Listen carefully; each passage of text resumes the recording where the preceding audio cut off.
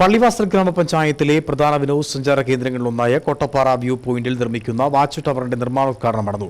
Advocate A Raja MLA നിർമ്മാണോദ്ഘാടനം നിർവഹിച്ചു. മാലിന്യമുക്ത നവകേരളം മൂന്നാം ഘട്ട പ്രവർത്തനങ്ങളുടെ ജില്ലാതല പ്രഖ്യാപനവും ചടങ്ങിൽ നടന്നു. ദിവസവും നിരവധി വിനോദസഞ്ചാരികൾ വന്നുപോകുന്ന ഇടമാണ് Kottappara view point. Kottappara view പോയിന്റിന്റെ അടിസ്ഥാന സൗകര്യ വർധനവ് ലക്ഷ്യമിട്ടാണ് പ്രദേശത്ത് ലൈറ്റ് ഹൗസ് മാതൃകയിൽ വാച്ച് ടവർ നിർമ്മാണം നടത്തുന്നത്.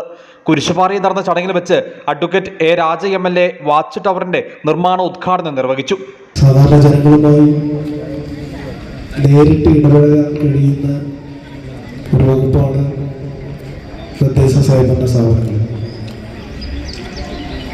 ജനങ്ങൾ തിരഞ്ഞെടുത്ത് ഭരണമേൽപ്പിക്കുമ്പോൾ എല്ലാവർക്കും വേറെ പ്രതീക്ഷകളുണ്ടാവും. നമ്മുടെ ഭരണസമിതി